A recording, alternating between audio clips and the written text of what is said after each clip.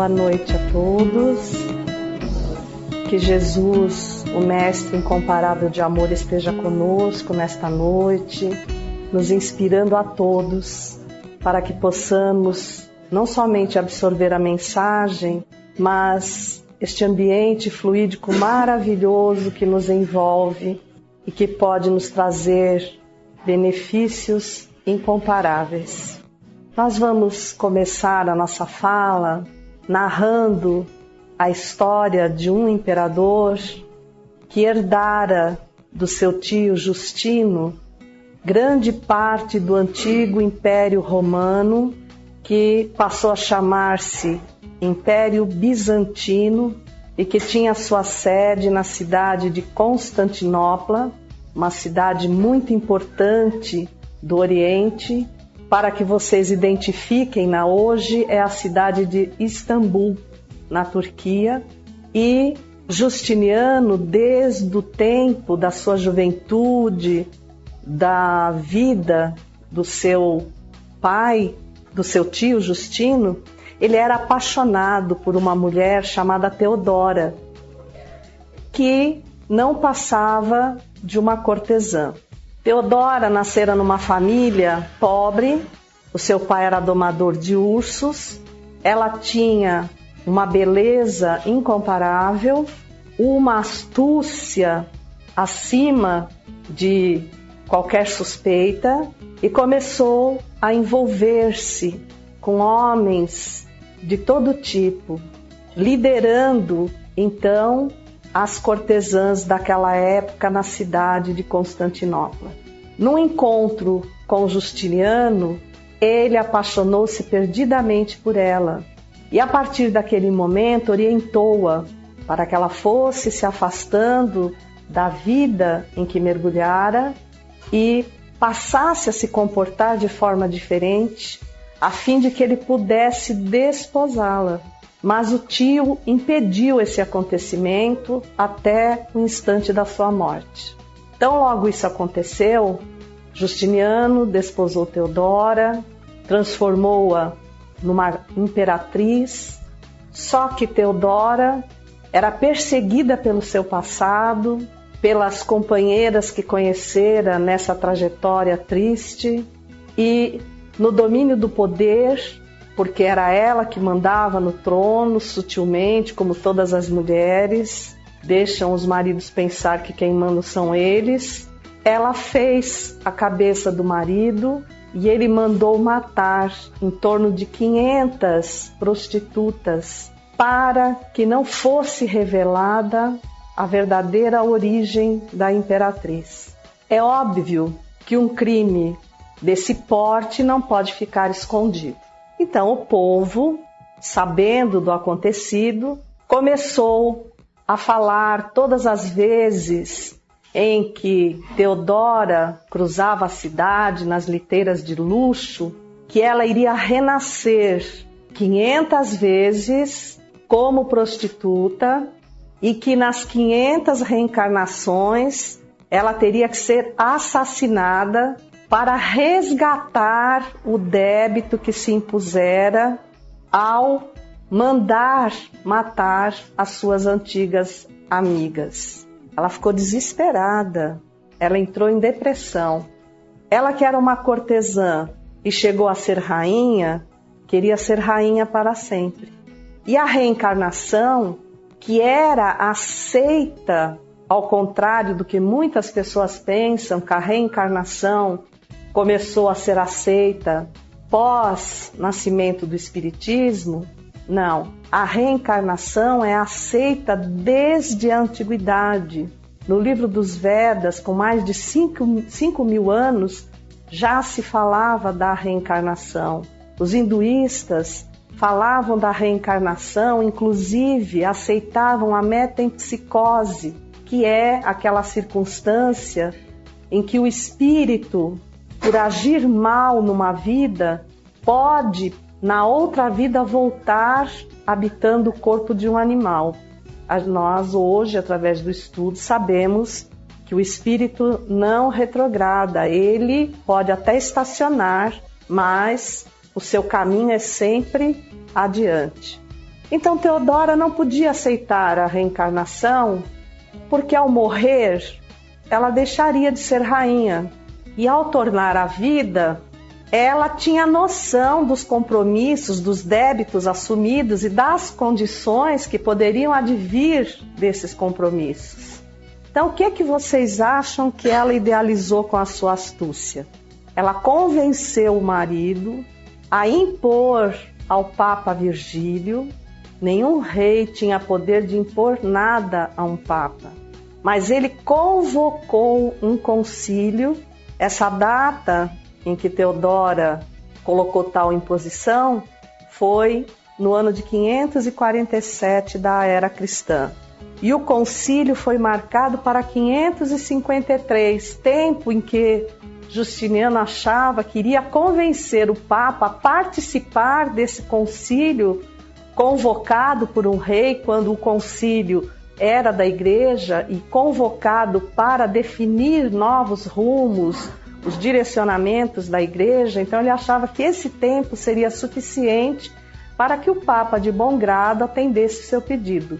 Mas isso não aconteceu. Então o que é que ele fez? Ele prendeu o Papa para que o Papa não interviesse.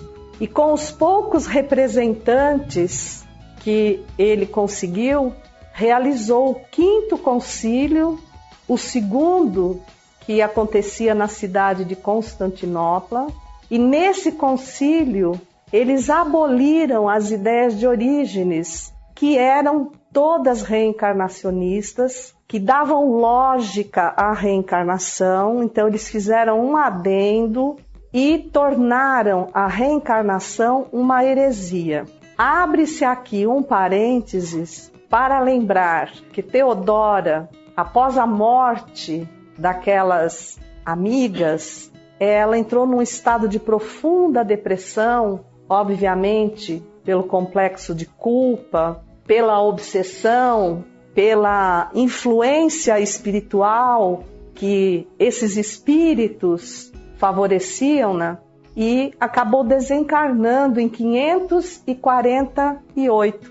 E mesmo assim, o marido insistiu na realização do concílio e fez com que a reencarnação fosse tornada uma heresia e que quem a aceitasse fosse perseguido, aprisionado e morto. Então imaginem que essa decisão causou a morte, àquela época, de 1 milhão de cristãos que eram reencarnacionistas. Ao contrário do que nós pensamos, que o reencarnacionismo é uma ideia criada com a doutrina espírita. O que foi criado por Kardec foi a palavra reencarnação, que quer dizer o retorno ao corpo, a ação no corpo novamente. Então a palavra em si foi criada por Kardec para afastar a confusão que a palavra ressurreição provocava. Porque se você falar ressurreição da carne, há uma conotação. Então você está colocando o que os católicos acreditam até hoje, que no juízo final, no dia do juízo final, todos os cadáveres se erguerão. Eu não quero nem imaginar a beleza desse momento, e os ossos espalhados por toda parte, os que foram incinerados, como é que vão ficar?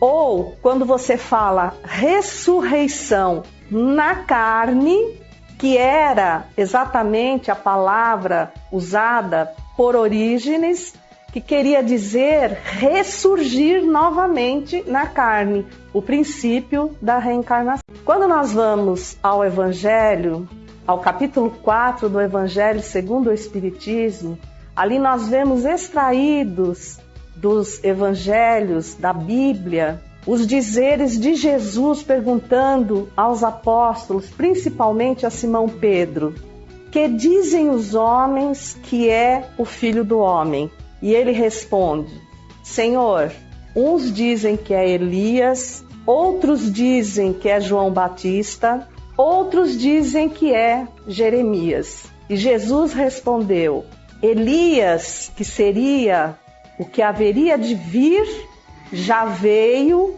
e não o reconheceram, mostrando que Elias foi posteriormente João Batista. Depois, há aquele diálogo dele com o senador Nicodemos, que o buscou. Ele perguntou: Senhor, por que dizes que é necessário nascer de novo para ver o reino de Deus? E ele disse: em verdade te digo que aquele que não nascer da água e do Espírito não poderá ver o reino dos céus. E Nicodemos tornou-lhe a perguntar: mas como pode um homem já velho retornar ao ventre de sua mãe? E Jesus torna a lhe responder: a carne procede da carne, mas o Espírito sopra aonde quer. E não podeis afirmar nem de onde veio e nem para onde irá, mostrando a pré-existência da alma e a sequência das reencarnações.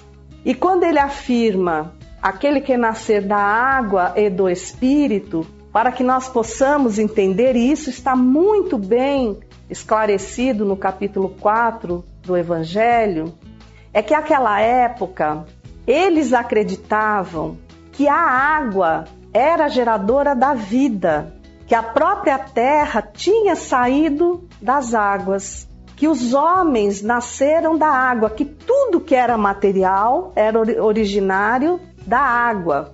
Talvez porque o planeta Terra seja um planeta cuja superfície seja composta de 2/3 de água, passa-se essa ideia, que eles não tinham essa ideia naquela época das condições desses 2/3 de água. Mas narrou-se as histórias das grandes enchentes, né, das grandes arcas. Então tudo para eles que era material originava-se da água. Então aquilo que não nasce da água, quer dizer que não nasce na matéria, e do Espírito, então provando que o Espírito voltaria à matéria quantas vezes fossem necessárias até alcançar o entendimento e assim o reino dos céus. A doutrina espírita, ela veio nos ampliar esse entendimento. E um pouquinho antes, conversando com alguns amigos, eu cheguei a comentar que nós lemos o Evangelho, mas nós deveríamos estudar com muito afinco esse capítulo 4 para avaliarmos esta oportunidade que estamos tendo da reencarnação. Imaginem que hoje em torno de 6 bilhões e 800 milhões de pessoas reencarnadas na Terra e em torno de 22 bilhões de espíritos ainda agregados por necessidades evolutivas à Terra, com o número de filhos que cada casal vem adotando no mundo, se a reencarnação fosse tratada como uma fila indiana, então você desencarna, vai para o fundo da fila, nós demoraríamos no mínimo 97 anos para retornar. No mínimo. Contando aí aqueles espíritos que nós sabemos que se apresentam nas reuniões mediúnicas e que insistem em dizer que não vão voltar à reencarnação, que não querem voltar. Por quê? Porque eles, no mundo espiritual, estão de posse de maiores conhecimentos da sua realidade. E nós aqui reencarnados estamos limitados pelas condições dos nossos sentidos biológicos, mas favorecidos pelo esquecimento. Eles não querem esquecer porque eles querem se vingar. E nós, ao recebermos a bênção do esquecimento, nós estamos tendo a oportunidade de recomeçar uma nova vida, de receber em nossos braços, às vezes na figura de filhos, espíritos que são nossos adversários, que nós tomamos por adversários, na maioria das vezes somos nós os devedores, E Deus nos oferta a chance de aprender a amá-los, coisa que sem esse processo de esquecimento jamais iria acontecer. Há outras pessoas de outras religiões que dizem que o Espiritismo deseduca o ser, porque, por exemplo, a religião católica, ela destina que ao final desta vida virá a vida eterna, mas também virá o destino eterno, inferno, céu ou purgatório, se bem que o purgatório é um lugar que de repente a pessoa pode ir para um lado, pode ir para o outro, ainda tem uma chancezinha. Mas eu acho que atualmente eles estão até abolindo o purgatório, né? Eles já estão mandando direto para o céu ou direto para o inferno. Outras religiões destinam o ser ao sono eterno. Então dizem que nós, os espíritas, deseducamos, porque nós afirmamos que haverão outras vidas, então que ninguém se transforma nessa, principalmente sendo brasileiro, porque brasileiro deixa tudo para a última hora. Se tiver a oportunidade de deixar para a próxima reencarnação um imposto de renda, você não vai deixar? Vai deixar. Então eles acham que nós deseducamos, mas ao mesmo tempo nós temos que olhar que eles não têm o conhecimento que Kardec nos trouxe, que ninguém se transforma numa única vida. Se nós conseguirmos numa vida aprimorar uma aresta, um defeito, nós já podemos nos considerar vitoriosos nessa existência. Porque todos os nossos defeitos, que não são poucos, são difíceis de ser contornados. Nós os reconhecemos muitas vezes, e Paulo, o apóstolo da gentilidade, foi um dos primeiros que disse isso, que reconhecia os defeitos e disse: meu Deus, eu reconheço os defeitos que tenho, mas ao mesmo tempo reconheço que não tenho forças para superá-los, mostrando a dificuldade e a necessidade do empenho para que realmente nós consigamos estabelecer uma mudança. Só que essa mudança não vai acontecer porque a gente vem ao centro espírita, porque escuta um evangelho e toma um passe uma vez por semana, ou porque nós manifestamos essa vontade. Essa mudança vai acontecer porque nós vamos nos empenhar diariamente, a cada momento, a cada minuto, para efetivar essa mudança. Então, eu agora mudo de lado e digo assim: nós, os espíritas, muitas vezes também temos dificuldade em aceitar a reencarnação. Se por um lado ela favorece, porque nos explica, por exemplo, por que é que uma criança já nasce com uma doença incurável? Por que que uns nascem extremamente ricos, com todas as possibilidades, todos os caminhos abertos, e os outros extremamente miseráveis, não é?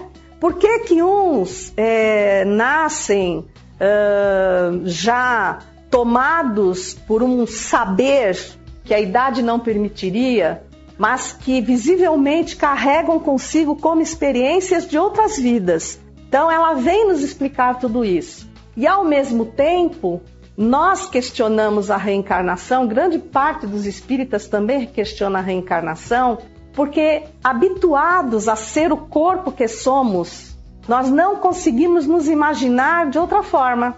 Você consegue se imaginar sem esse corpo? Não é difícil?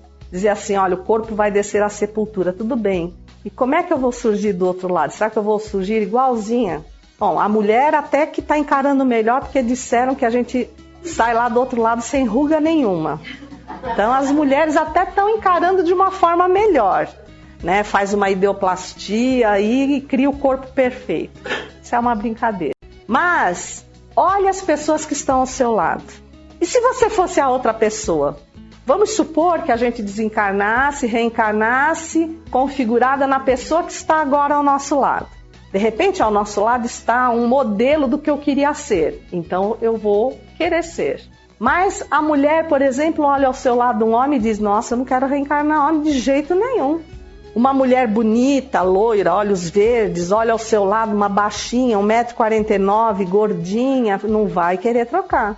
Nós, apesar de reclamarmos da vida, dos problemas que existem na nossa vida, de uma certa forma não vivemos sem eles. somos habituados, e se não tivéssemos problemas, nós criaríamos.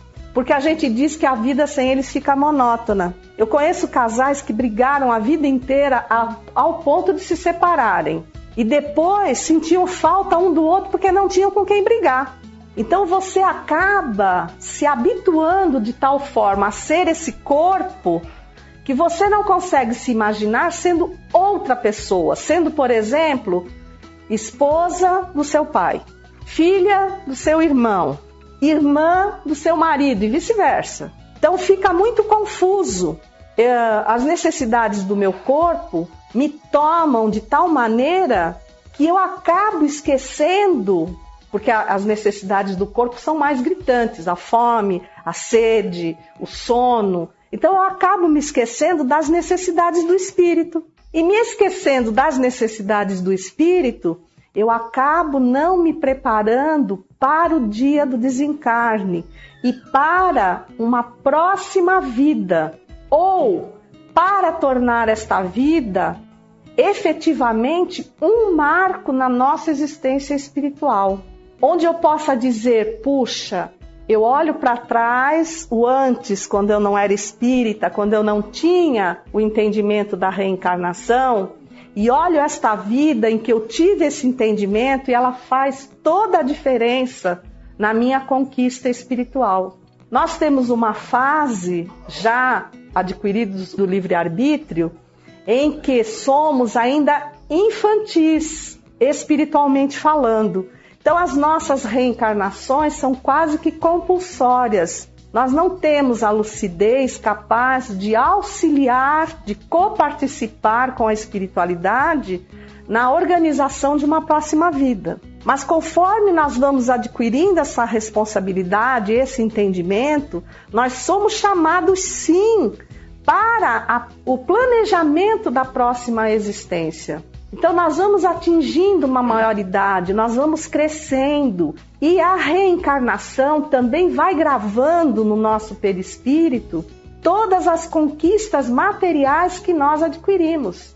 Vejam os homens da Idade da Pedra, da Idade Média, analisem as feições fisiológicas deles e olhem a atualidade, olhem os nossos filhos, os nossos netos, como estão se modificando. Por quê? Porque o nosso perispírito grava as conquistas celulares e, na próxima oportunidade, quando ele faz uso da genética dos pais para reencarnar, ele soma tudo que já aprendeu e ainda acrescenta o que acumulou no espaço entre as vidas. Então, é isso que estabelece não só a evolução moral, mas também a evolução, a remodelação do nosso campo biológico. Mas para nós não ficarmos falando só de Bíblia, Evangelho, profeta, Jesus, vamos falar um pouquinho de ciência, de quem não é espírita.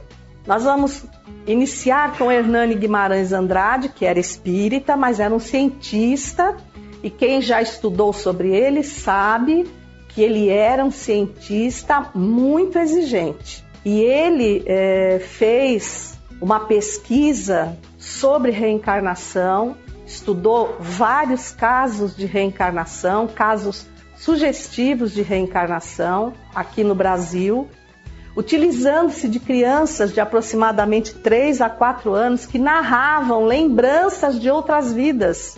Isso quer dizer o quê? Em primeiro lugar, que o nosso estágio no mundo espiritual está sendo cada vez menor. A Terra está passando por um processo de transição, de transformação. E esse processo vem acelerando os nossos retornos à vida material. Porque não dá mais para ficar prolongando quando já atingimos uma capacidade de entendimento, está aí a tecnologia para mostrar as condições de entendimento que nós temos, a capacidade de armazenamento de informações que nós temos e cobrar de nós aplicar todo esse contexto à parte moral.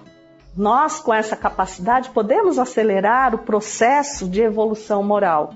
Então, Hernani Guimarães Andrade fez esse estudo e comprovou vários casos de relatos de crianças que diziam ter sido fulano, que tinham vivido na cidade tal, cujos familiares eram tal, o pai era fulano, a mãe era cicrana. Então ele foi estabelecendo parâmetros, pesquisando minuciosamente e cruzando os dados. Mas o maior pesquisador mundial em casos de reencarnação foi um neurologista e neuropsiquiatra da Universidade de Virgínia, nos Estados Unidos, chamado Ian Stevenson, que escreveu um livro, 20 casos sugestivos de reencarnação. Vejam só, 20 casos sugestivos de reencarnação, depois dele ter estudado, avaliado 3.000 casos, cruzando, como fazia Hernani Guimarães Andrade, até as marcas de nascença. Então, uma pessoa morre de um acidente e a criança que faz o relato da personagem que ela fora anteriormente traz como marca de nascença exatamente no mesmo local em que a pessoa desencarnou no acidente, em que houve o ferimento no momento do acidente. Ian Stevenson foi o maior pesquisador e lançou agora recentemente, ele desencarnou em 2001, então vejam, muito recente. E ele lançou ainda, que eu saiba, não tem em tradução para o português, mas eu vou falar o título em português, porque eu não sou boa de inglês, o livro Biologia e Reencarnação, com apenas 2.500 páginas, em 2 volumes, em que ele faz o levantamento não apenas histórico, mas o levantamento de doenças, de consequências, de dados, de marcas de nascença e de impressões digitais, chegando a sugerir que a impressão digital é pertencente ao espírito e não ao corpo biológico, comprovando aquilo que eu vinha falando a vocês, de que o nosso perispírito grava até as nossas marcas biológicas, no campo das células perispirituais. Cada célula guarda a sua carga de informações para repassar para o novo corpo. Então ela repassa como uma identificação, mostrando uma coisa que é tão difícil da gente enxergar e é tão importante, que nós somos únicos, que Deus nos criou sem cópia e nos deu marcas inesquecíveis de identificação que nós carregamos conosco através das nossas existências. Tirando Ian Stevenson, o segundo maior pesquisador mundial que analisou 2.000 casos de reencarnação, foi o psiquiatra indiano Ramendranath Banerjee. E ele cuidou de um caso muito especial de um menino de 3 anos que pertencia a uma casta inferior na Índia, que vocês sabem que a Índia é dividida ainda em castas. E ele se revoltou porque, muito recentemente, ele pertencera a uma casta superior. Então ele não se acostumava àquela nova condição. E veio para revolucionar isso na Índia. E aí a família chamou o Banerjee, que começou a acompanhar esse menino, que disse onde morava, foi levado, depois de descrever detalhes impressionantes como a cor da casa, como a casa era dividida, quais os cômodos que tinha, as imagens dos deuses indianos que ele possuía, com a particularidade de dizer que na imagem da deusa tal ele tinha guardado dinheiro. Então a mulher dele deve ter ficado muito satisfeita que ele voltou para dizer onde tinha escondido o dinheiro. E quando Banerjee foi lá, ele conseguiu constatar que tudo era verdade. E o que é que ele fez? Ele trouxe aquela mulher que ele dizia que era sua esposa, a irmã dela, as irmãs, parece que ela tinha 4 ou 5 irmãs, sobrinhas, a sogra, ninguém merece, mas ele trouxe, e colocou todas na frente dele, puxou uma das irmãs e falou: olha, aqui está a sua esposa. Ele falou: não, essa é a minha cunhada fulana de tal. A minha esposa é aquela que se chama fulana de tal e que, se você não acredita, ela tem uma marca na nádega direita. Aí já é demais, né? Para o menino saber tal detalhe. Então, esse caso a gente pode dizer que está comprovado de reencarnação. O que é que nós temos a discutir contra isso? Contra fatos não há argumento. Então, nós espíritas podemos dizer que estamos em vantagem, porque o campo do espiritismo no Brasil é muito fértil. E nós contamos hoje com uma pessoa fantástica, um delegado de polícia do estado do Paraná, que já foi delegado-chefe do setor de identificação do estado do Paraná, João Alberto Fiorini, que vem desenvolvendo há 30 anos, baseado nos estudos de Ian Stevenson, Banerjee e Hernani Guimarães Andrade, uma pesquisa para comprovar que realmente as impressões digitais pertencem ao espírito. E ele teve uma grande oportunidade de fazê-lo quando foi, agora no final da década de 90, chamado por uma família à cidade de Avaré, aqui no estado de São Paulo, por uma senhora que afirmava que o neto dela, de 3 anos, era a reencarnação do seu esposo, que tinha sido dado como suicida, mas que ela alegava que ele não fora suicida. Eles moravam numa área rural e ele gostava muito de manejar armas. E ao manejar uma arma de calibre 22, essa disparou acidentalmente, perfurando-lhe o coração e matando instantaneamente. E o neto dela, de 3 anos, já fazia 30 anos que o esposo dela tinha desencarnado. O neto dela, de 3 anos, nascera com uma fissura no coração. E quando foram fazer os exames, ela ficou chocada, porque, assim, ao olhar dela, né, de pessoa que não tinha grande entendimento, a fissura era no mesmo local em que a bala penetrara o coração do esposo.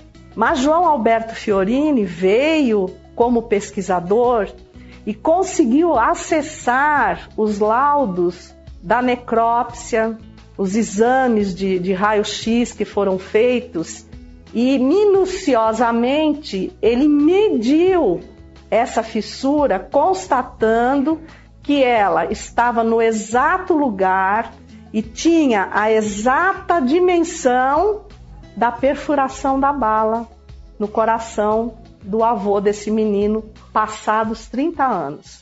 Como havia documento de identidade do avô com a impressão digital, ele tirou a impressão digital do menino e fez um estudo computadorizado muito minucioso, em que, para se comprovar que a impressão digital supostamente pertence à mesma pessoa, eles têm que casar no mínimo 12 pontos de traços até o máximo de 40 pontos. Se chegar a 40 pontos, não há dúvida nenhuma. E ele atingiu 40 pontos de concordância com a impressão digital do avô. Ou seja, será que nós já não podemos afirmar que a reencarnação é uma lei biológica? Que a reencarnação não pode mais ser contradita? Nós podemos ter dificuldade de aceitá-la exatamente porque somos espíritas e sentimos muitas vezes o que já fizemos e o que andamos fazendo. E sabemos que assumimos graves responsabilidades, principalmente quando vamos empurrando para frente, para diante, as coisas que poderíamos resolver hoje. Faz as pazes com o teu inimigo enquanto estás a caminho. Olha a sabedoria das palavras de Jesus. Enquanto estás a caminho, enquanto estás reencarnado. Por que fazer as pazes com o meu inimigo enquanto estou reencarnado? Porque a bênção do esquecimento me dá essa oportunidade. Eu, às vezes, convivo, tenho dificuldades com um parente e não paro para analisar que aquelas dificuldades têm que ser vencidas. Não é que eu vou me transformar num exemplo de santidade. Mas eu tenho e devo me esforçar ao máximo, espírita que sou, para levar essa convivência da melhor maneira possível, aceitando o outro como ele é, porque é assim que nós queremos que lidem conosco. Sermos indulgentes com as deficiências dos outros e bastante firmes com as nossas deficiências. Então, ao invés de eu cobrar que o outro se corrija, que eu cobre de mim e me torne um exemplo para a transformação do outro. É outra oportunidade que a reencarnação me oferece. E quando eu penso que, por exemplo, ao desculpar, ao relevar, ao perdoar, eu estou favorecendo o outro, eu estou me enganando. Eu estou mandando para a memória do meu perispírito uma atitude incomparável. Eu estou tornando saudável as minhas células. Eu estou sendo o maior beneficiado. Eu estou adquirindo uma energia positiva, que é a única energia capaz de diluir os erros do nosso passado. Vamos tirar essa história de dente por dente, olho por olho. Matei fulano, vou ser morto por fulano. Essa coisa muito restrita. Qualquer ação no bem, qualquer que seja, ela anula uma ação no mal, qualquer que seja. Não precisa exatamente ser uma coisa igual, mas precisa ser feita. E a reencarnação está aí, nos oferecendo essas oportunidades. Em 1942, num gueto de uma pequena cidade da Polônia, 3 irmãos e uma mãe foram tomados de assalto juntamente com todos os moradores daquele lugar pelos soldados da SS, aquela terrível parte dos soldados alemães, temível parte dos soldados alemães. Eles tinham perdido há 3 semanas o pai, assolado pelo tifo. Eles viviam em condições subhumanas, era o transcorrer da Segunda Grande Guerra.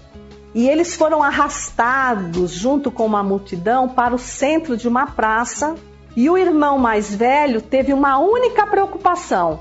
Dirigiu-se ao irmão mais novo, que tinha apenas 11 anos, mas era alto e encorpado, e disse-lhe assim: se o soldado perguntar a sua idade, diga que você tem 16 anos. Por quê?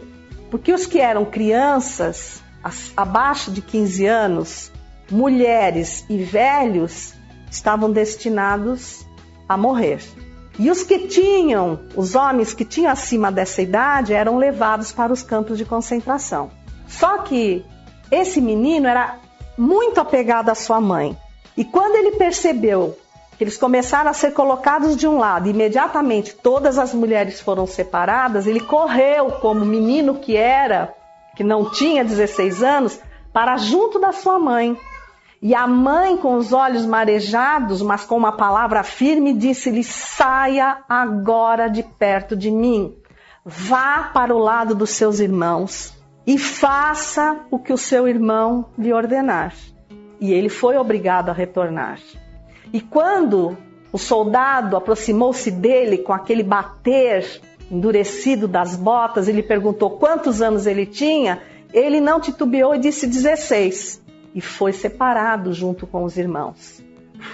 Como animais, foram atirados a vagões de carga e viajaram por dias, sem nenhum tipo de alimentação ou água, sem ter lugar para as suas necessidades, até que chegaram, alguns já mortos, a um local, um campo de concentração nos arredores de Berlim, chamado Buchenwald, e ali foram atirados a galpões, receberam um uniforme e foram atirados a galpões, depois de terem a cabeça raspada e o braço timbrado com um nome, com um número.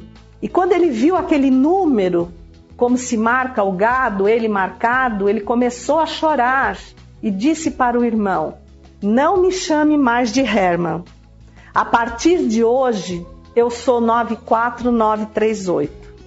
E o irmão lhe disse: não, você não é 94938, você é o meu irmão Herman, o homenzinho de quem nós vamos ter muito orgulho passado toda esta dificuldade. Nós nunca mais vamos ver a mamãe, mas a mamãe vai ver você e ela vai esperar de você que você seja tudo que ela lhe ensinou, corajoso, forte, aquele menino com a fé em Deus. Essa fé vai te dar força e a nós para vencermos todos os obstáculos que surgirem. Eles ficaram aprisionados ali por 3 anos. Certa noite, Herman teve um sonho pela primeira vez com a sua mãe. E ela lhe aparecia de uma forma diferente. Ela estava mais bonita, mais iluminada, mas era a sua mãe. E disse-lhe, num momento grave em que ele pedia a Deus para morrer e desistir há dias de comer a pouca comida que lhes era oferecida. Então ela lhe disse: não desista, eu vou lhe mandar um anjo. E ao ouvir isso da mãe, ele teve um novo despertar. Então no dia seguinte ele saiu esperançoso para encontrar o dito anjo que a mãe iria lhe mandar. E começou a passear próximo à cerca do campo de concentração, até que de repente ele ouviu um barulho fora do campo e visualizou uma menina linda. Ele tinha já em torno de 13, 14 anos e essa menina deveria ter em torno de uns 10 anos, loira, de cabelos cacheados. E a menina se espantou ao vê-lo. Ela não imaginava o que ocorria ali dentro daquelas grades. E ele então, morto de fome, disse: menina, menina, em alemão, não fuja de mim. E percebeu que ela não entendeu. Então ele repetiu em polonês. E aí ela respondeu-lhe. Ele perguntou a ela: você tem alguma coisa para eu comer? A menina enfiou a mão no bolso e atirou por cima da cerca uma maçã. Ele pegou aquela maçã desesperado para comer e ao virar-se ainda pôde ouvir a menina dizer: amanhã a esta mesma hora eu voltarei. Gente, essa menina voltou por 8 meses e todos os dias ela lhe atirava alguma espécie de alimento. E foi isso que foi sustentando o seu corpo, mas acima de tudo dando-lhe, renovando-lhe a esperança de que valia a pena continuar vivendo, continuar lutando pela vida. Passados esses 8 meses, ele soube que no dia seguinte eles iriam ser transferidos para um outro campo ali próximo, para onde eram levados os que iriam para os fornos crematórios. Ele já sabia. Então ele sabia que ia morrer e disse para a menina: não venha mais, eu vou embora. E foi levado.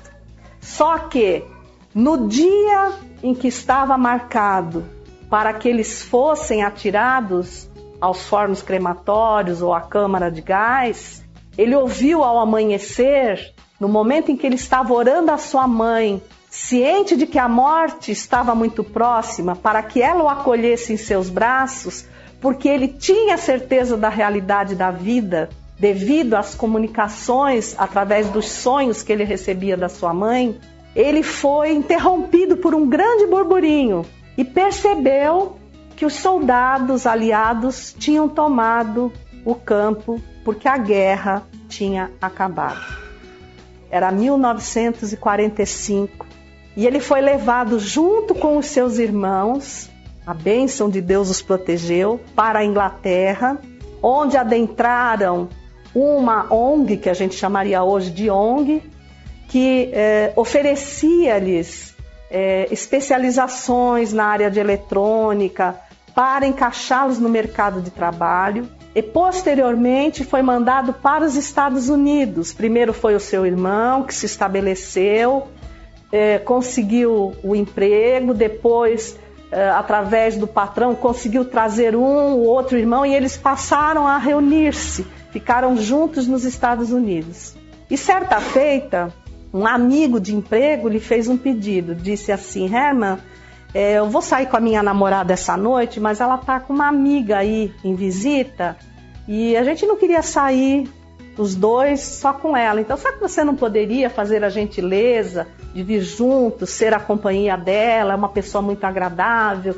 Ele era muito tímido, mas para não contrariar o amigo, ele foi. Quando ele entrou no banco de trás do carro, ao lado da moça, ela apresentou-se, disse que se chamava Roma, que era enfermeira de um hospital ali no Bronx, e começaram a conversar. E de repente ela lhe fez a pergunta: onde você estava no transcorrer da guerra? Ele arregaçou a manga da camisa e mostrou-lhe o número timbrado no seu braço, uma lembrança eterna dos momentos difíceis. Eu estive num campo de concentração. E ela disse: pois é, nós tivemos a bênção do meu pai ter um padre amigo que morava numa igreja próxima a Berlim e que nos arrumou documentos falsos, porque também somos judeus, e nos levou para lá. E na época em que eu estava lá, perto do local em que estávamos abrigados, tinha um campo de concentração. E por alguns meses eu levava maçãs para um menino que eu conheci. Ele parou por alguns minutos e pensou: não pode ter dois casos iguais. Virou-se para ela e disse: esse menino alguma vez lhe falou, não venha mais porque eu vou embora? Ela falou: sim, esse menino sou eu. E agora, recentemente, num programa de entrevistas nos Estados Unidos, eles foram comemorar os 50 anos de casamento, de plena felicidade, e a história deles vai ser transformada num filme chamado A Cerca, porque a cerca representa sempre uma divisória. Então a nossa desencarnação é uma cerca. E nós que vivemos aprisionados ao corpo biológico, com os sentidos limitados, muitas vezes diante das dificuldades, acreditando que somos prisioneiros de um verdadeiro campo de concentração, através da oração, da fé em Deus e da certeza da vida que se renova a cada momento, podemos chegar à beira da cerca e avistar que Jesus está do outro lado, nos atirando maçãs de esperança, maçãs de ânimo, de amor, pedindo que não desistemos, que façamos desta oportunidade a melhor que já vivemos até hoje, porque estar reencarnado é uma bênção. A bênção da reencarnação não é para ser esquecida, é para ser vivida e agradecida a cada instante, porque nós temos sim a capacidade de fazer dela uma estrada de luz. E que assim o façamos. Muito obrigado e uma boa noite.